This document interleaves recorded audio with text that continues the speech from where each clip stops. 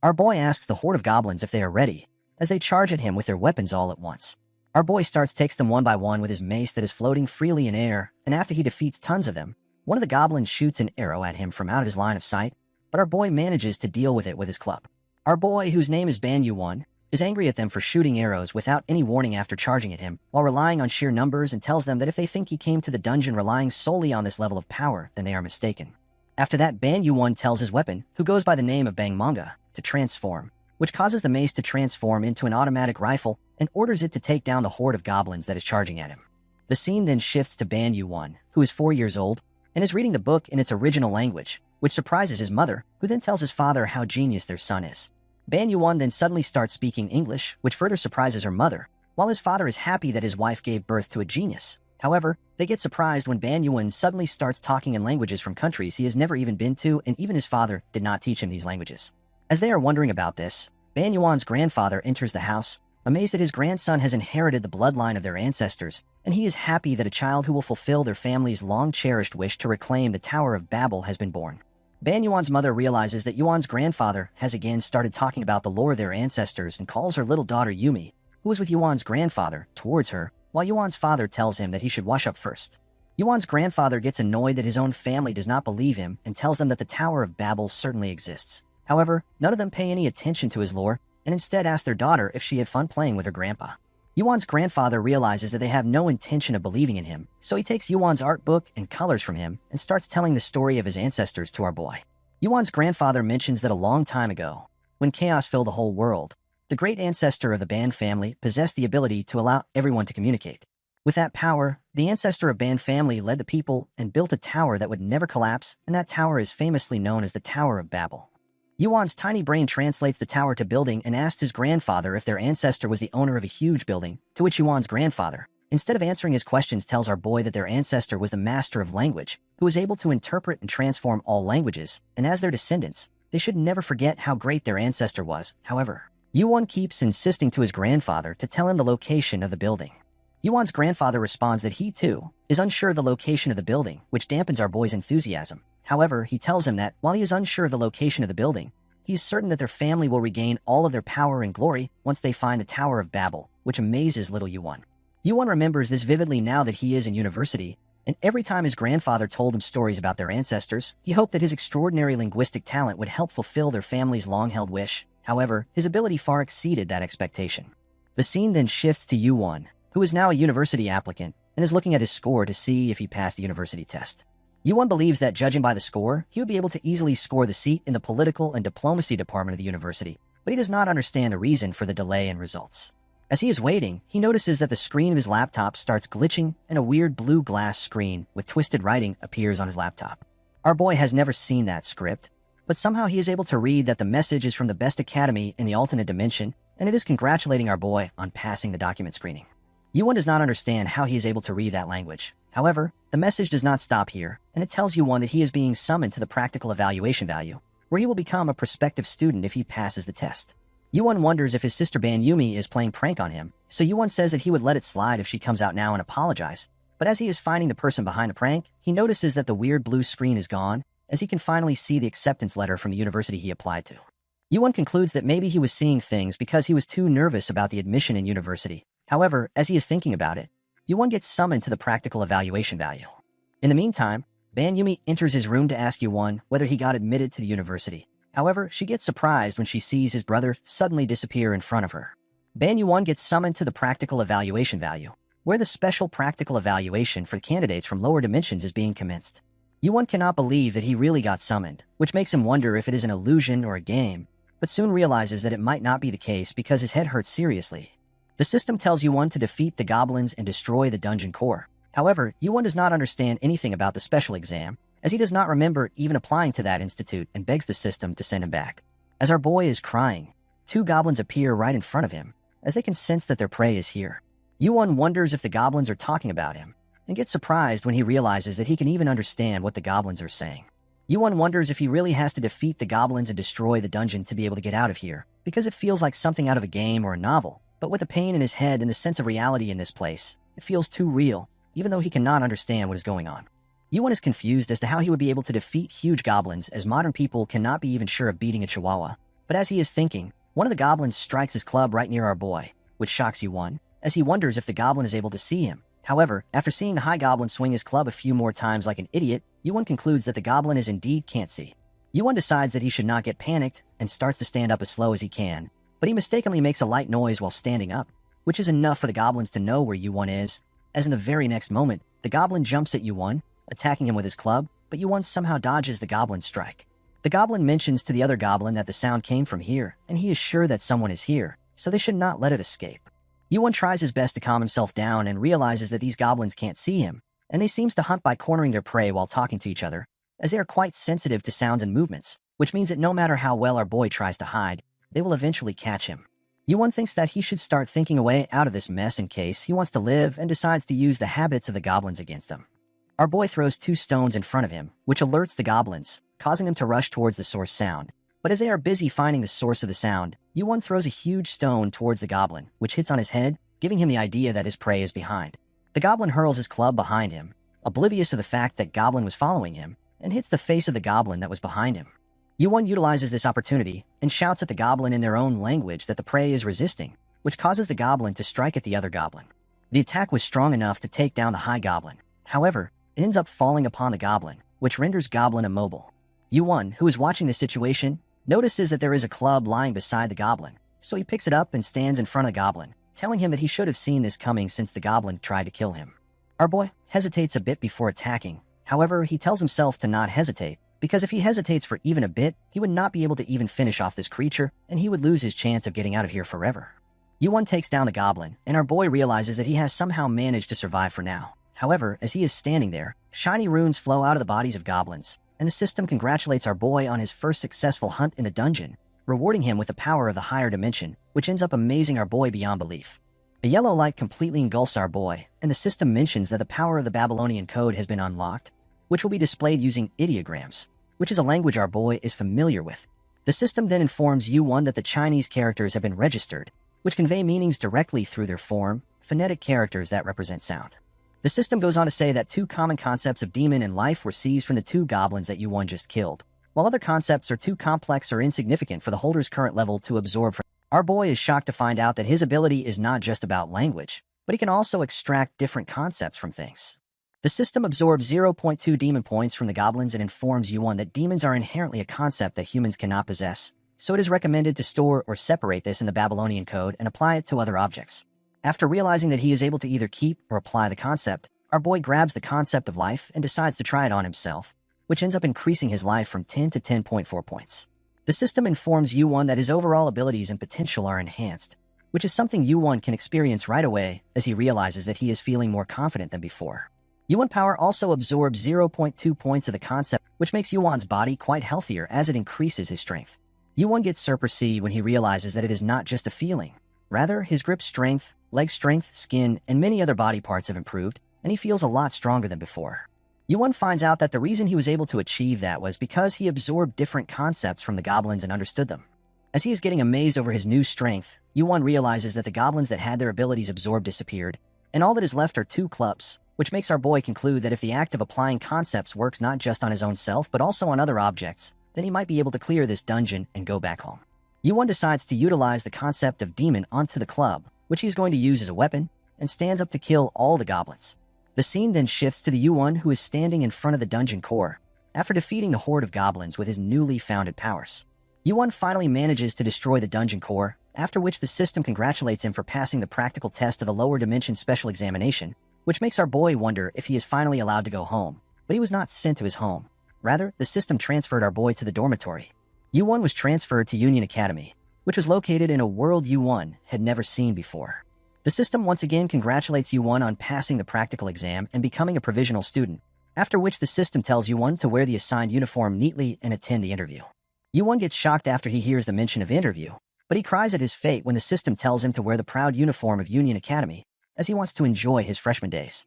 Yu-won, who unwillingly wears the Union Academy uniform, complains that the idea of an interview right after being put in a near-death situation is ridiculous, so our boy decides to give the person in charge of this entire practice exam a piece of his mind when he meets him. Yu-won walks out of his room while wearing his uniform, intending to rant at the person in charge for what he did to him, and at the very least, decides to demand compensation for his transportation, But as Yuwon enters the room where interviews are being held, he is greeted by a beautiful woman, who, despite having green skin like that of an alien, is very charming.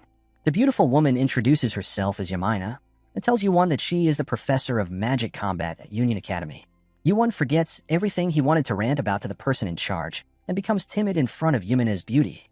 Professor Yamina congratulates our boy on passing the practical exam and informs Yuwon that his test process caught the full attention of all of the faculty, as he is the first student in 500 years to create a new artifact during the evaluation process, which is something that even the professor finds very amazing and mentions that it is an exceptional case as it is even beyond the special examination.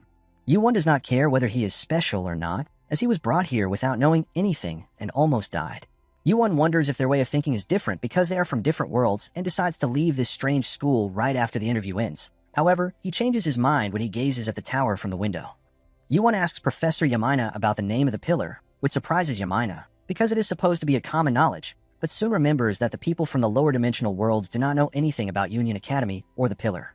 Professor Yamina informs Yuwon that the pillar is the very reason the Union Academy was established, as the very purpose of this academy is to raise students with the greatest talents across dimensions and help them reach the top of the tower, and that is the aspiration of the Union Academy.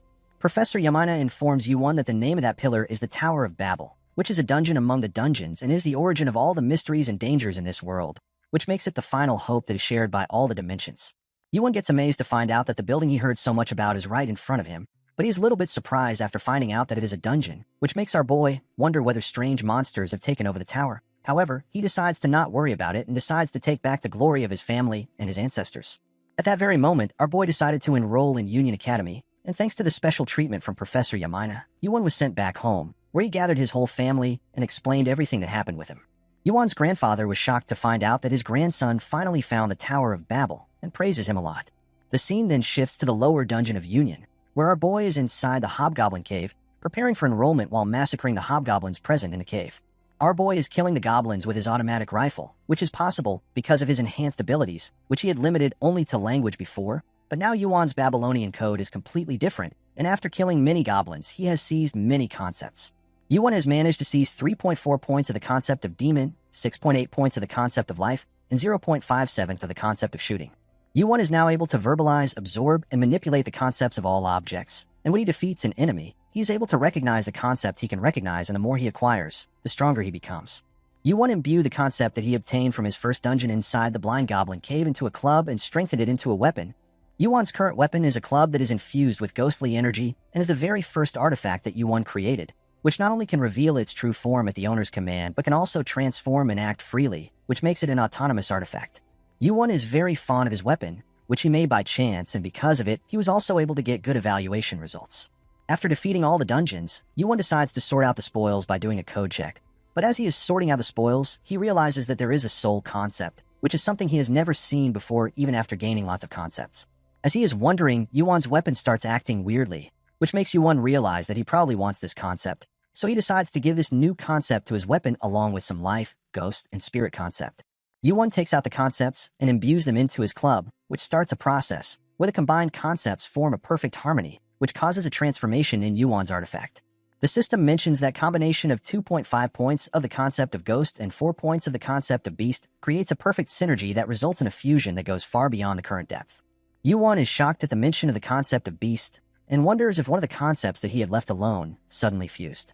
The transcendental fusion results in the formation of the ghost beast, which transforms Yuwon's cherished club into a beautiful white snake. Yuwon realizes that the combinations of the characters for ghost and beast form the ghost beast, which is something he thinks is straight out of fantasy. Yuwon wonders if he can touch the snake, so he moves his hand closer to the white snake, but hesitates for a moment when he sees no reaction from the snake. However, a few moments later the snake starts acting friendly with our boy, which makes our boy conclude that the white snake has the same personality it had when it was a club, and wonders if it can still transform itself into a magic gun or shield. Yuwon finds his newly transformed weapon quite cute and decides to name it Eve. Yuwon then decides to head back after checking the growth stats, and based on what he has experienced so far, the life in his growth stats is a concept that is quite similar to level in a game, while flesh, on the other hand, seems to represent physical stats. However, Yuwon does not understand the reason for his high soul stat. Yuwon decides to skip what he does not understand and takes a look at all-seeing eyes and all-hearing ears, which he believes are related to his language skills. Yuwon then decides to check the stats of Eve and asks if she believes that she is capable of surprising other people now, to which Eve shooks her head, but Yuwon does not mind it because to him, what matters is the growth rate. After successfully destroying the dungeon core, Yuan decides to return to Union Academy to attend his entrance ceremony, where the academy is decorated flashily for the entrance ceremony. Our boy gets teleported right in the middle of the summon hall and is surprised to find so many students and activates his all-seeing eyes, which are the eyes that read everything, and depending on the proficiency, they also allow the user to understand the aura and the spirit of a target more deeply. With the help of his all-seeing eyes, Yuan is able to find out that unlike him, who entered through a special admission for lower dimensions, the regular students who came through the normal process look really strong, and Yuan thinks that they are at least 10 times stronger than him. However, even with his all-seeing eyes, Yuan is not able to find his seat, and as he is wondering about that, Yuan is approached by some students, who tell him to get lost at the end of the room if he is from a lower dimension, which is something Yuan already expected. As people who came in through the regular process have high opinions of themselves, and they are discriminating against our boy, just because he is from lower dimension. Yuan realizes that even in this prestigious academy, the people who have power and strength look down on those beneath them, which makes our boy wonder if this kind of thing is the same wherever people live. As Yuan is lost in his thoughts, a yellow-haired student, who is sitting at the end of the conference room, shouts at Ban Yuan, telling him that the special admission students are to be seated here. Yuan walks towards his seat and realizes that they are quite far from the rest of the seats, which make it feel like an exile, but as he is wondering about the seating position, Yuan looks at the stats of the special admission students and realizes that all of them have abnormally high stats, to the point that they easily mop the floor with the regular students. The yellow-haired student realizes that Yuan is lost in his own thoughts, so he brings him back to reality, on which Yuan greets a slight and mentions that these special seats are quite amazing. However, a slight does not find anything special with these chairs. Asalite is the handsome roommate of Yuan, whom he met at the dorm before the entrance ceremony, and their first meeting was a bit unusual, as a slight pointed his sword at our boy as soon as our boy entered the room and only lowered his sword when Yuan told him that he is a freshman in the Union Academy and a slight is his roommate, after which a slight apologized for his actions, telling Yuan his nerves were a bit sharp since he just finished a practical exam. Yuan's first impression of a slight were of a prince from a fairy tale, which had quite a bit of temper, but considering how a slight apologized first, Yuan thought that he would not be a bad guy. But Yuan soon realized that it was not the case because a slight made fun of Yuan for struggling at killing goblins, as even a new recruit with basic training could hunt a goblin easily, and bragged at Yuan for having a group of trolls and ogres as a practical exam opponent, which made our boy realize that a slight is a totally oblivious guy. Yuan did not mind having a slight's company, as it had been a while since he talked with someone, but as they were talking, Yuan realized that they had not even taken a shower, so he suggested to a slight that they should wash themselves up, to which a slight agreed, but as they were going to dorm shower, a slight felt awkward and told Yuan to go wash himself first. Yuan was surprised at this level of awkwardness, but he did not pay attention to it at that time. Yuan realizes that there are 2 other students sitting on the special admission designated seat, so he greets them one by one. However, he shies out when he greets the pink-haired girl. Yuan then greets the white-haired girl who is sitting beside the pink-haired girl, and freaks out for a moment when he sees her staring at him. Yuan asks the white-haired girl if there is anything wrong, to which the white-haired replies that the thing wrapped around Yuan's arm is quite interesting, on which Yuan takes out Eve, asking the white-haired girl if she is talking about the snake. Yuan is amazed that white-haired girl is able to see Eve, and a slight is surprised to see the club from before change into a cute snake, while the pink-haired girl asks Yuan if she can touch it. The white-haired girl is quite impressed by Yuan, so she introduces herself as Dako Yun, and tells Yuan that she is the daughter of a martial artist. Yun asks Yuan about his name, to which Yuan introduces himself and asks Yun if by martial she means people who know how to shoot energy blasts. Everyone lets out a giggle after hearing such a bizarre explanation of martial arts, and Yun tells our boy that his understanding is not entirely wrong, on which our boy adds that since they have got fantasy, there is no reason martial arts would not exist. The pink-haired girl introduces herself to Yuan as Rachel, while a slight, on the other hand, also introduces himself to Rachel and Yun, but Yun does not show any friendly behavior. Yuan then realizes that the ceremony is about to start and notices that Professor Yamina is also present at the ceremony. A slight asks Yuan if he also had a consultation with Professor Yamina, to which Yuan nods, asking a slight if he was also interviewed by Professor Yamina. As they are talking, the ceiling of the auditorium suddenly opens up, and everyone hears a voice, which induces a huge pressure and fear upon every student present at the ceremony. Every student, along with our boy, is shocked to experience this pressure. However, Yuan gathers enough strength to look at the sky and finds out that the source of this overwhelming pressure is something above them. Yuan notices that there is a massive eye in the sky, which is commencing the entrance ceremony for the 2557th Union Academy class. The scene then shifts to Professor Yamina, who asks the special students if they found the principal's speech impressive, to which no one says anything for a moment, but after a moment of silence, Yuan responds that it was incredible and asks Professor Yamina if the giant eye that was above them is supposed to be their principal. Everyone, along with Professor Yamina, is shocked to find out that Yuan was able to see that eye and had enough strength to look upon it in the sky, as most people were too intimidated to even look up. However, Yuan does not know if it really is an impressive thing, as Yun concealed itself completely using some kind of special method.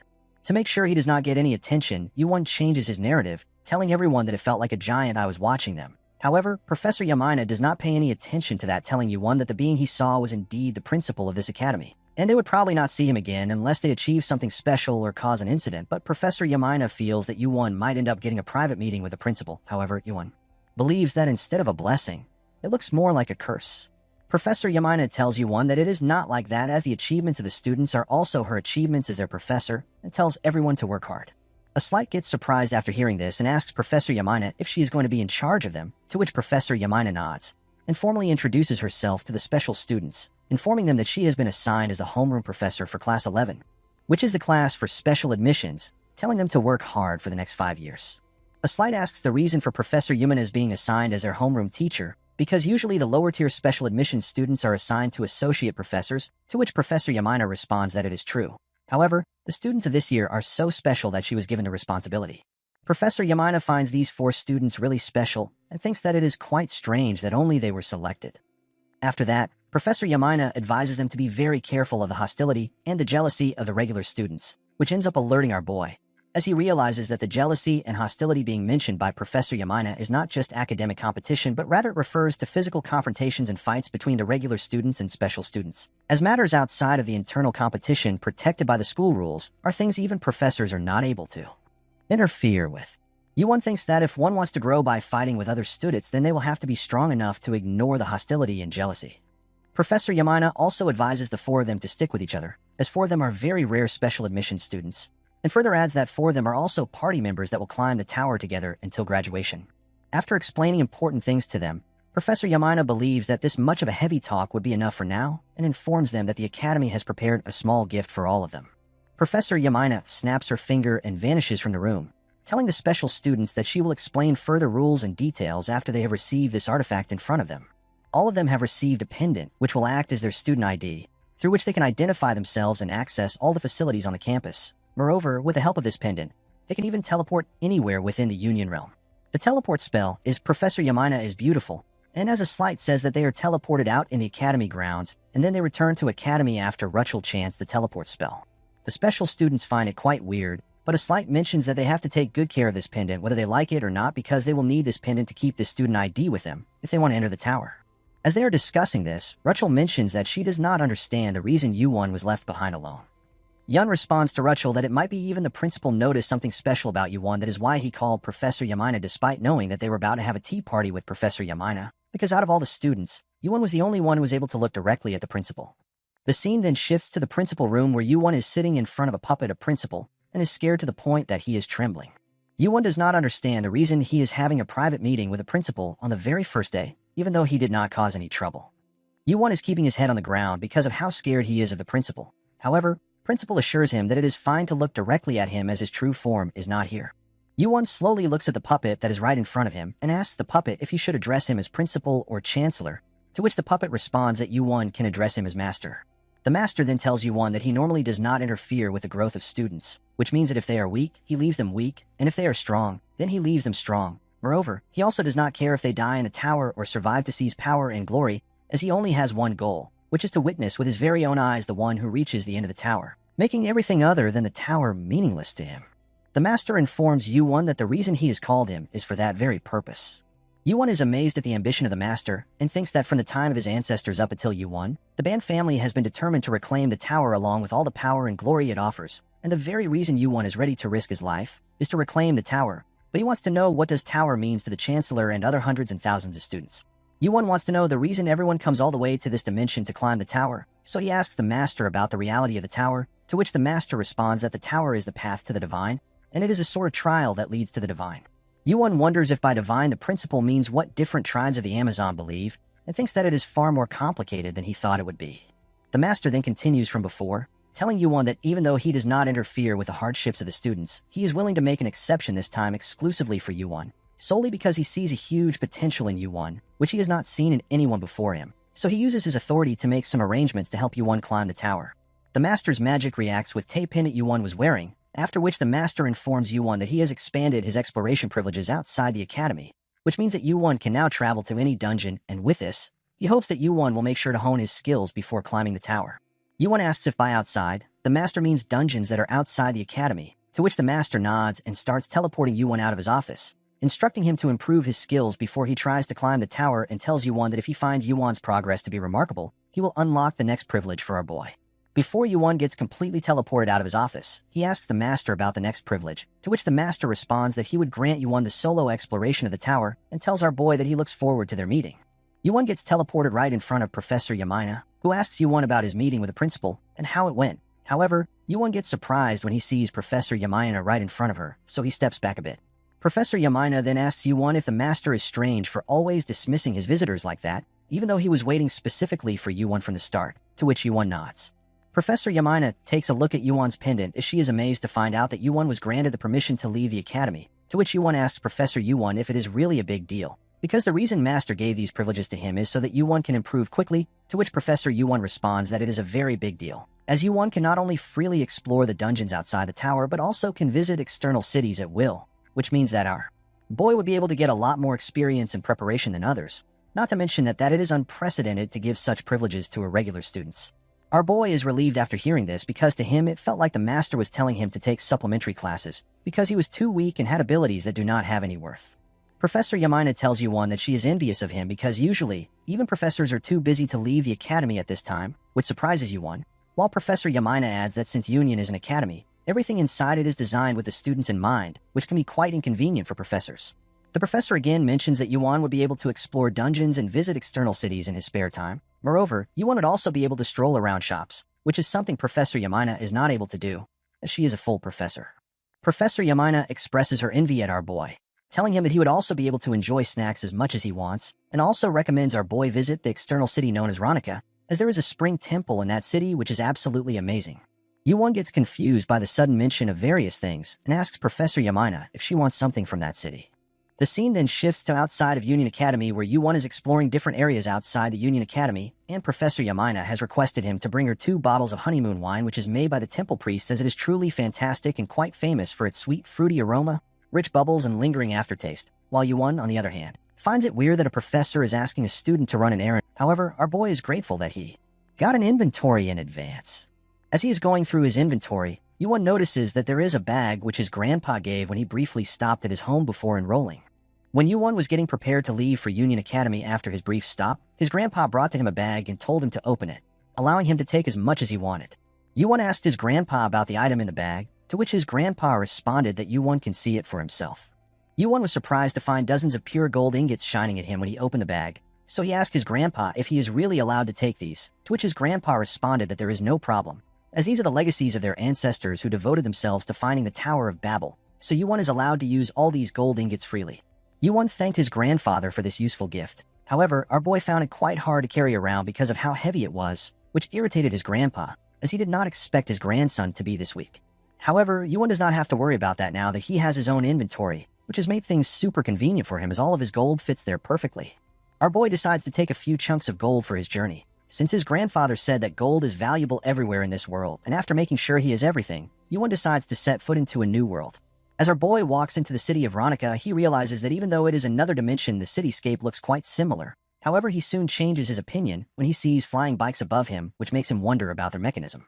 As our boy is being amazed at the flying bikes, 2 guards approach him, asking our boy about his identity as they have not seen him in these parts. But before our boy is able to say anything, they find out from Yuwon's uniform that he is the student of Union Academy, so they greet him, telling Yuwon that they are the guards responsible for the western boundary of the Academy City Ronica. Yuwon also introduces himself, informing the guards that he is a first-year student at Union Academy, on which the guards ask Yuwon if he has received permission from the Chancellor for roaming in the city. Yuwon responds that he was told by the Master that he could explore freely without any restriction, which is enough to satisfy the guards. The guards praise the Master of Union Academy, telling Yuwon that it is because of the hard work of the Master and the Academy staff that their city remains peaceful today, and they are endlessly graceful for their grace. Listening to such praise of the Master and the Academy makes Yuwon realize that Union Academy has such a huge influence. After realizing that Yuwon is a first-year student, the guards offer their assistance to Yuwon as he would not know about the city and how it works, telling Yuwon that it is a part of their job as guards, so if Yuwon is curious about anything, then he should ask without hesitation. Yuwon is relieved to learn that guards are willing to cooperate with him, so he points his finger up in the sky toward one of the flying bikes, telling the guards that he would like to purchase one of the flying bikes and inquires about its price. The scene then shifts to Yu-won, who is driving one of the flying bikes swiftly as he soars the skies of the Veronica City with his weapon Eve, and he finds it overwhelmingly awesome. Yu-won asked the guards about the price of these flying bikes, to which they responded that these flying bikes are quite expensive, as the basic model of these bikes costs 250,000 ronia. Yu-won had no idea how much 250,000 ronia is worth, so he took out one of his gold chunks which he had withdrawn from inventory and asked the guards whether it will be possible to buy a flying bike with this brick of gold. The guards gasped after seeing that piece of gold on a first-year student, so they asked Yu-won about how he was able to acquire such a large bar, as they could not believe it was even real. Yu-won told them that it was gifted to him by his grandpa. The guards told Yu-won that a single gold bar is worth 750,000 ronia, which is such a massive amount, so Yu-won thinks that he should thank his grandpa for giving it to him so recklessly, as Yu-won originally did not want to take it with him because it was heavy.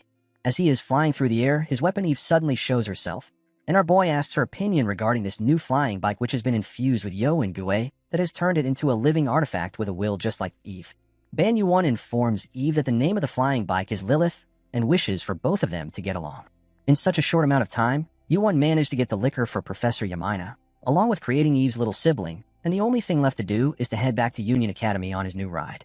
The scene then shifts to cafeteria, where Yu-won's had a hangover from drinking with Professor Yamina last night, so a Slight offers him a glass of water, telling Yu-won that he is quite disappointed in him, as a Slight cannot believe that after the meeting, Yu-won went out without a word and came back with a hangover.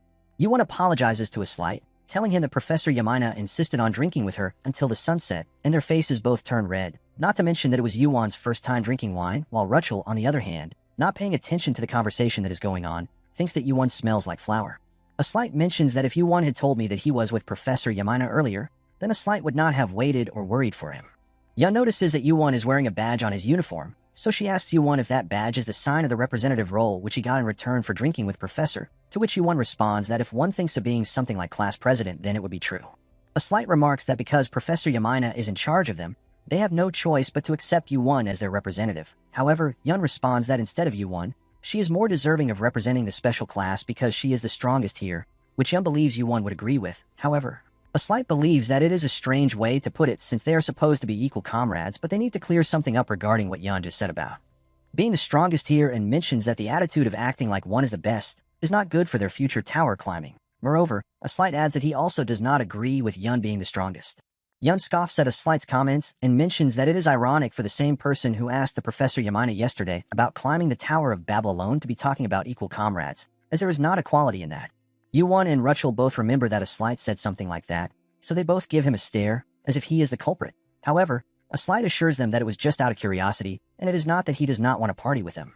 Yu-won, who was watching this whole drama, expected that there would be some animosity starting from the morning class, so to deal with it, he was going to suggest making a plan out in advance. But before our boy was able to say anything, the group already got a rough start. Our boy does not want to be class president either, but after watching this drama, our boy kinda get why Professor Yamina chose him out of the four of us, as a Slight is remarkably clueless, but his pride is ridiculously strong, while Yun, on the other hand, is self-centered and strong individual, but is bound to make enemies. And Rachel does not have the personality to lead or nurture others, as he is surprisingly passive. All of this makes our boy sigh in pain, as he has to deal with the special admission students, and tells everyone to calm down and instead hear him out. Yu-won mentions that a class president does not need to be the strongest and actually should not be the strongest, which makes Yun curious about the reason, so she asks Yu-won for the reason behind it, to which Yu-won responds that if the class president is the strongest person, then they will make all of the decisions on their own. Yu-won mentions that a class president, whose sole purpose is to unite the whole class, cannot make all of the decisions on their own. Yu-won's response renders everyone silent. However, Yu-won adds that the class president needs to be in the middle, someone who can offer fair and good solutions for everyone, so following that, the class president should be the most easygoing person like Yu-won himself. Yun has suspicions about Yu-won being the easygoing person. However, she decides to go along with his reasoning for now, since the professor who is in charge of the class has the authority to appoint the class president and starts to walk out. But before she goes, Yun mentions that the only person she wanted to lead the most is Yu-won, which sends shivers down Yu-won's spine. Yun further adds that even if there is something that she finds unnecessary, then she will have to accept that unnecessary as well if she wants to get what she desires. Yun's comment shocks both a Slight and Rachel, while a Slight on the other hand is quite irritated by it, but Yu-won tells him to calm down. Yu-won lays down his head on the table after dealing with the drama at the very first, which makes him feel like he is on a battlefield instead of a school. Yu-won thinks that the issue of pride will take time to resolve, so he decides to take things slow. But as he is wondering about how can he work efficiently as a class representative, Rachel makes puppy eyes in front of Yu-won, asking him if the cute snake from before is gone now, as she really wanted to touch it once more. Rachel's bizarre request makes Yu-won feel like he is standing in a place that is full of landmines. However, this also did not stop here, as Ban Yuan's first lesson as the class president of Class 11, which was filled with unique individuals, started off with lots of difficulties, as the other students wants to take down the special students. The reason for this fiery environment is because of the announcement from the professor, who thinks that they should start today's lesson with a light sparring session. The regular students are fired up to crush the special students and are fighting one another over who is going to fight them. Some of them even go as far as to directly call the special students to come to the fighting arena, while others are irritated to see Professor Yumina's brooch on Yuwon's uniform. A Slight is amazed to find out that the Union Academy divides the classes based on abilities of the student, and he also notices that Special Class 1 seems to hate them, only because they are special admission. However, Yuwon believes that it is because he is wearing something provocative that has started this. One of the students is angered to see Yuwon, whom he considers a weakling, wear a brooch from Professor Yamina, who is known as the Goddess of Flowers, but what angers him more is the fact that Yuwon had the nerve to wear it in front of him, as this is something he will never acknowledge. So he shouts loudly at Professor, which silences the rest of Class 1, to allow him to test Yuwon's skill himself.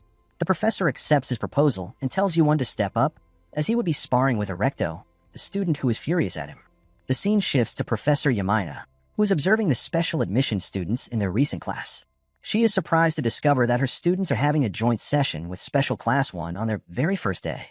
What surprises her even more is that the first period is focused on comprehensive practical combat, a highly advanced subject unsuitable for beginners. She finds it implausible that a student from the lower dimension special admissions group could spar with upper dimension students. Professor Yamina suspects that someone deliberately designed the curriculum this way, and while she doesn't know who is responsible, she senses malice behind the setup. During the session, the professor leading the joint class calls Yuwon to the arena, announcing that he will be sparring with Erecto. Yuwon politely declines, apologizing and explaining that he doesn't believe he can gain anything from the match due to his lack of combat skills. The professor, unimpressed, deducts 3 points from Yuwon's credit score and insists that he step into the arena, dismissing his excuse. Yuwon, perplexed by the professor's behavior, begins to suspect that the professor's intention might be to humiliate him in front of everyone. Yuwon calmly tells the professor that his statement is not an excuse but a fact. He explains that he wasn't accepted as a special admission student for his combat abilities, but rather for the unique skill set he possesses. Offering a solution, Yuwon suggests that if the professor is truly curious about his capabilities, it would make more sense to assess him in a way that aligns with his strengths, rather than forcing him into a sparring match. The professor, however, grows visibly angry, clearly displeased by what he perceives as a first-year student lecturing him. Yuwon, unfazed, counters that learning is necessary for everyone, whether they are a student or a professor. He even reminds the professor that he is merely an assistant professor, subtly challenging his authority. This infuriates the professor further, prompting him to deduct 5 additional points from Yuwon's credit score. Realizing that the professor has no intention of listening to reason, Yuwon changes tactics. He suggests postponing the sparring match by a week, explaining that with just a week of preparation, he would be better equipped to participate. The students of Special Class 1, however, find Yuwon's suggestion laughable, unable to believe that a mere week of preparation could make any difference. Because there is no way Yuwon could possibly stand up to them after only a week, given that his abilities appear to be at rock bottom. The professor, visibly displeased with how Yuwon seems to be ignoring his authority and setting the schedule on his own terms, grudgingly accepts the suggestion. Meanwhile, Yuwon pointedly reminds the professor that he wouldn't be able to enforce anything since he isn't even a full professor. The professor grows increasingly irritated by Yuwon's remarks, but chooses to hold his tongue. Announcing the decision, the professor declares that there will be an official sparring match between Erecto and Yuwon next Tuesday. He emphasizes that the match will be entirely public and broadcast live throughout Union Academy. This revelation makes Yuwon realize that the professor's intent goes beyond simple humiliation. He is deliberately turning the match into a spectacle. The professor warns Yuwon that if he fails to display his abilities after asking for preparation time, the consequences will not be favorable. Yuwon, however, responds with a cold and measured yes, which only serves to further aggravate the professor. Afterward, Yuwon calls out to Erecto, stating confidently that he is looking forward to their match next week.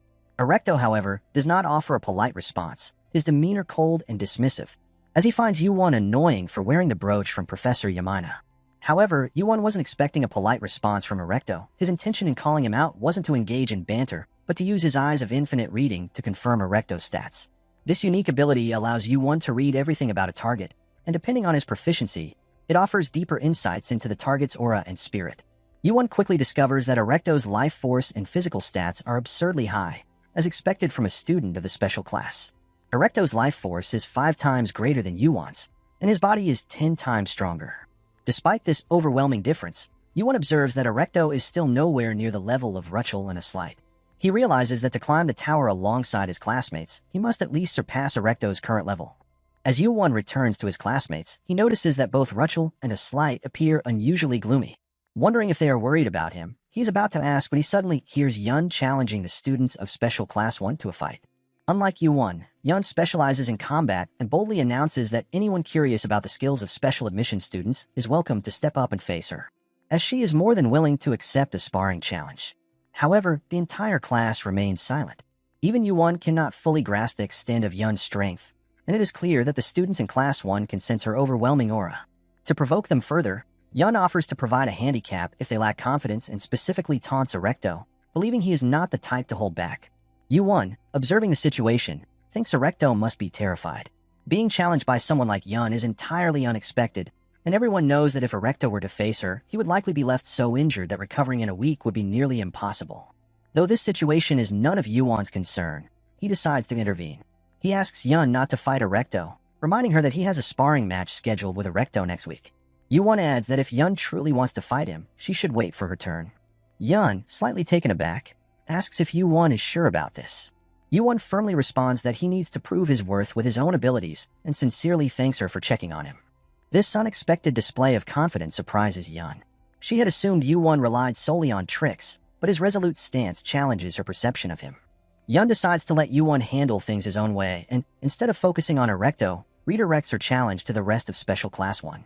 However, even after waiting for a considerable time, no one steps forward to face her.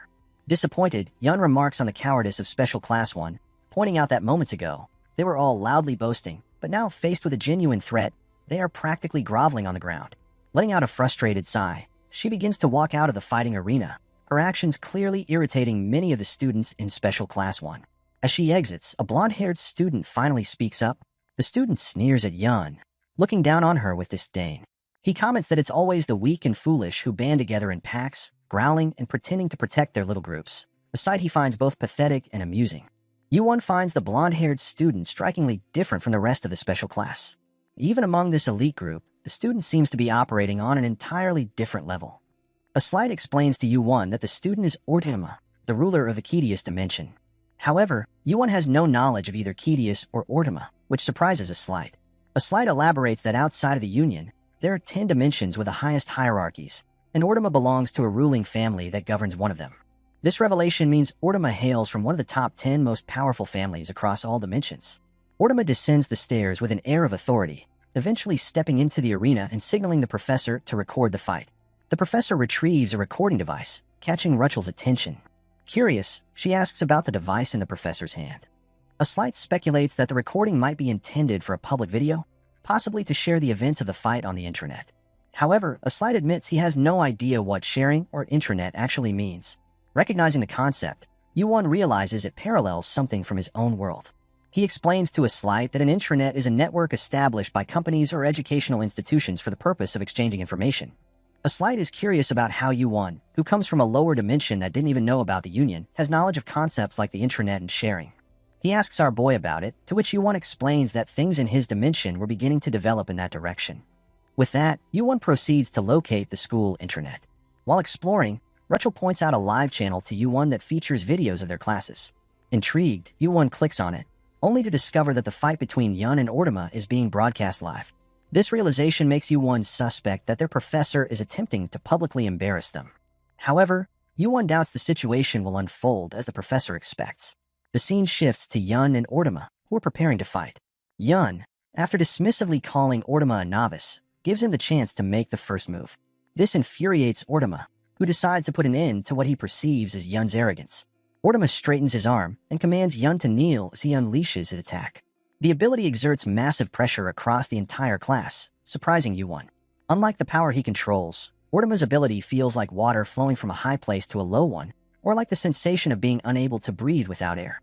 Yuan realizes that the very law of nature, along with everything in this space, is compelling him to kneel before Ortima, as though it is the most natural thing in the world.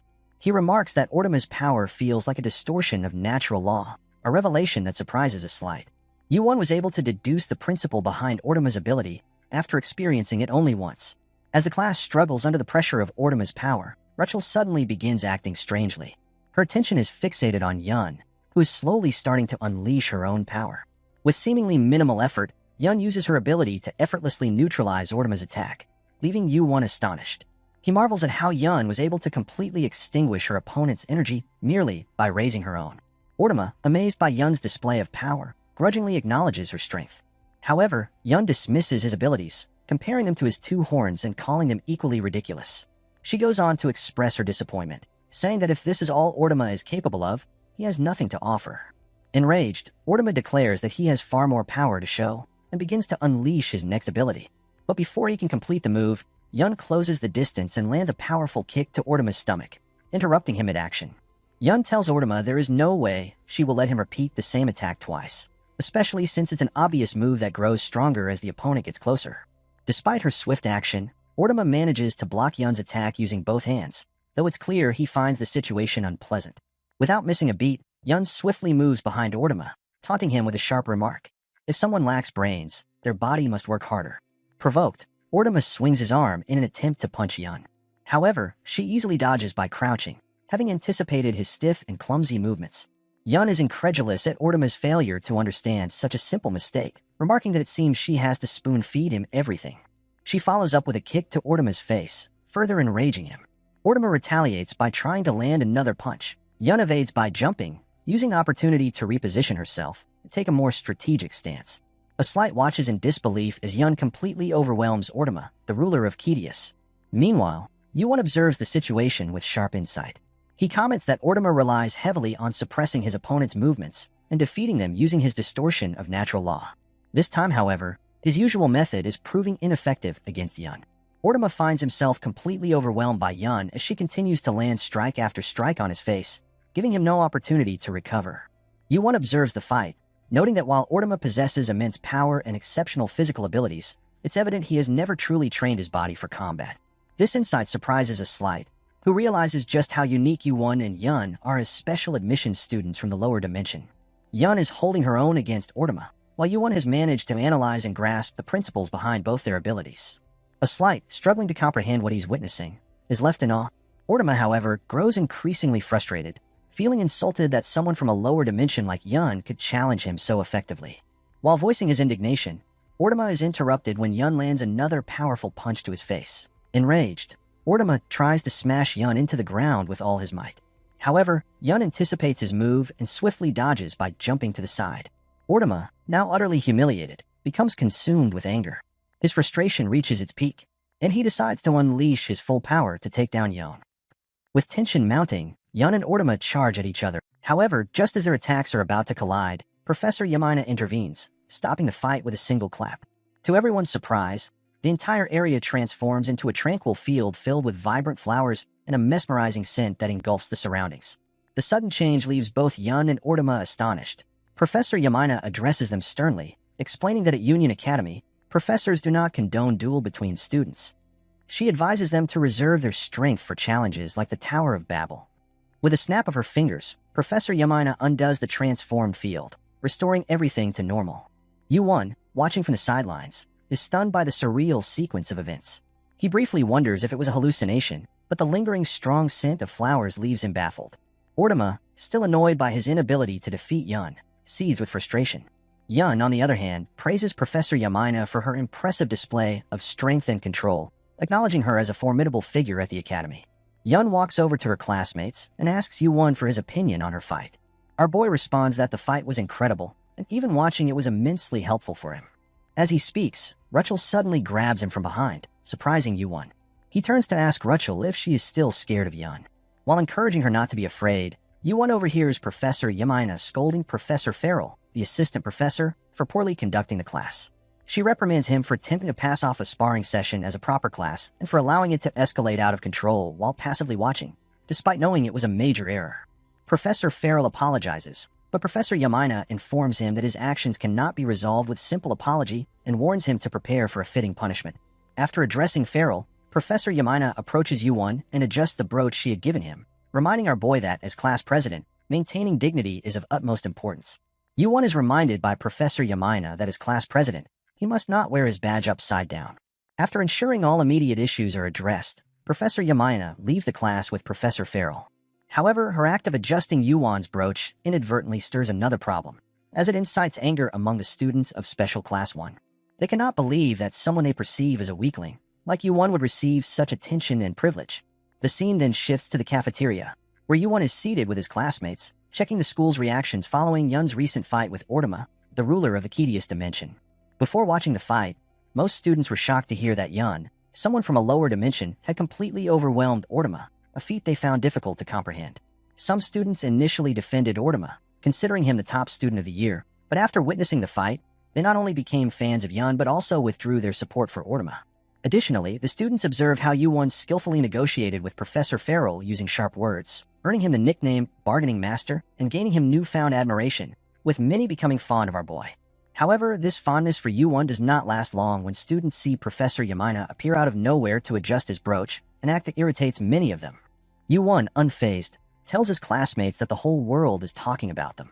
A Slight and Yun, however, struggle to understand the online chatter, as they are unfamiliar with internet slang. Yun is surprised to learn that many students consider Ortama the top prospect, a belief she dismisses as incorrect. She points out that there is someone else in the special class who is far more capable than Ortama. Yun expresses her disappointment that Yu-won failed to notice this, to which our boy explains that he was too engrossed in her sparring match with Ortama to notice anything else. Meanwhile, a Slight, still trying to decipher internet slang, cannot understand why Yu-won is famous online. He is particularly puzzled by the title Bargaining Master. Our boy explains to a Slight that since the students cannot criticize the person who completely outclassed the top prospect, Yun, they have shifted their focus to him, blaming him for not accepting Erecto's challenge. Yun then chimes in, noting that Yu-won is famous on the internet for another reason entirely. As they talk, a Slight notices that Rachel is sitting far away from the group and asks if they have always been this distant. Yu-won glances at Rachel and realizes she seems terrified of Yun, making it difficult for her to approach. Our boy wonders if Rachel is still shaken by what she witnessed earlier and decides to help her feel more at ease with something sweet. Reaching into his inventory, Yu-won takes out a jar and tells everyone to check out the special elixir he crafted using his abilities. The elixir, a concentrate made from thousands of fruits, is designed to promote overall stat growth. Initially, Yun and a Slight see nothing remarkable about the jar, but Yu-won assures them they will be amazed. He asks both of them for bread and spreads the elixir on it. The sweet aroma quickly catches Rachel's attention, surprising her with its delightful scent. When Yun and a Slight taste the elixir, they are astonished. A Slight finds it indescribably good, while Yun, who has sampled countless sweets from the Central Plains, declares its taste to be on an entirely different level. Yu-won notices Rachel drooling over the aroma of the elixir and invites her to join them. Without hesitation, Rachel quickly drags her chair toward Yu-won and asks our boy if he can make her a sandwich using the special elixir. Yu-won smiles and responds that it's easy. The moment Rachel tastes the sandwich, she experiences pure bliss, savoring the elixir's essence, which captures the true flavor of fruit. She declares it the most delicious fruit flavor she has ever tasted. A Slight is astonished that Yu-won was able to create something so remarkable using his abilities. Yun, equally impressed, asks our boy if she can have more of the elixir. Yu-won assures her she can have as much as she likes. Yun remarks that the elixir feels incredibly precious, but Yu-won reassures her that it isn't expensive and that, as a team, they should share good things. He suggests she see it as a return favor for the kindness she showed him earlier. However, Yun feels that isn't enough, so she resolves to personally teach Yu-won a martial art in return for the elixir he shared with her. The scene shifts to the training room, where Yun and Yu-won teleport so Yun can teach our boy a martial art as a return favor for the elixir. Yun remarks that this place is suitable, as it allows her to move freely and gives her a strange sense of calm. Yu-won quickly realizes that this training room reflects the psychological environment of its user, something he finds fitting for a union class. Our boy asks Yun what she plans to teach him, joking that it had better be something good since he left his meal unfinished to come here. Yun, seemingly ignoring his comment, grabs a wooden sword from the equipment rack and begins swinging it with precision. She warns Yu-won not to move carelessly and deliberates on what technique she should teach him. Yun then takes a proper stance and thrusts the wooden sword toward Yu-won, stopping just short of hitting him. She ensures she doesn't injure him before his upcoming fight.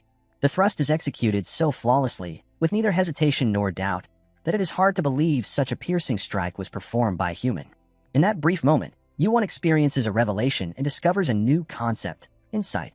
Yu-won struggles to understand why he grasped the concept of piercing, even though he is learning swordsmanship.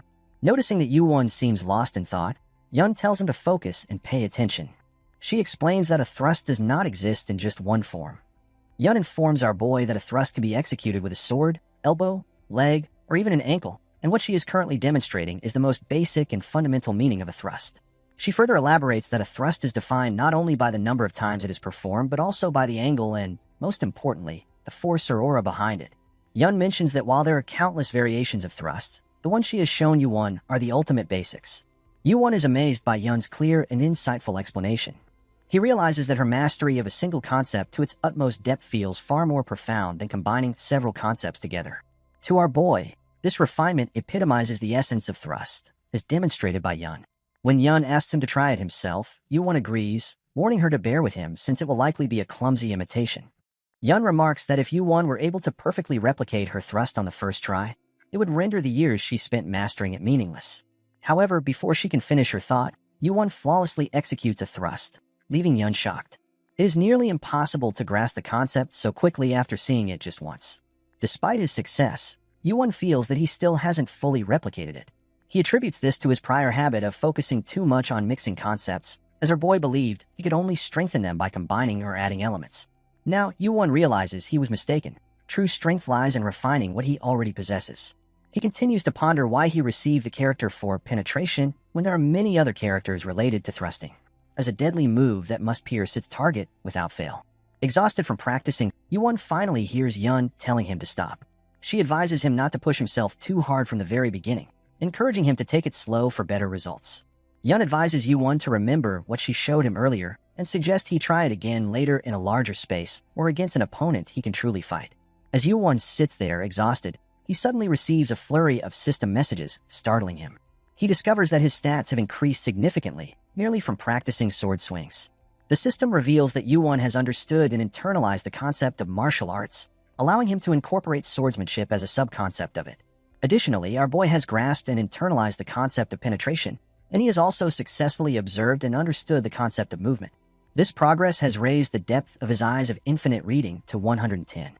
What shocks Yu-won the most, however, is that his newly acquired concept of perception has already reached 16, and his swordsmanship, a stat that hadn't improved much no matter how many goblins he defeated, has now jumped to 20. Yu-won begins to wonder if it's even possible for his combat abilities to double so dramatically overall. As he processes this extraordinary growth, Yun comments that she hadn't expected to lose out like this. She admits she didn't foresee Yu-won mastering the essence of the technique, a concept free from the confines of any specific weapon. Yun gives Yu-won an envious stare, while our boy explains that he simply followed her movements without realizing it. Yun replies that if merely showing something made it easy to understand and imitate, then no one would struggle to master anything. Our boy counters by saying that the reason he executed it so well might be because of Yun's excellent teaching. He adds that when he watched her movements for the first time, he could sense the profound depth behind them. It made Yu-won wonder if a person could truly train to such a level, and this thought captivated him so deeply that he lost track of time for a moment. Hearing this, Yun becomes slightly embarrassed. Although they haven't known each other for long, Yu-won says such things with ease. Perplexed by her reaction, Yu-won brushes it off and praises Yun's teaching, suggesting that she can leave the elixir to him from now on. However, Yun dismisses the idea, saying it doesn't compensate for what she taught him today. Confused, Yu-won asks Yun how he can properly return her favor. Yun responds that Yu-won doesn't need to worry about repaying her, as she plans to make up for today's loss over time. She warns our boy to be prepared.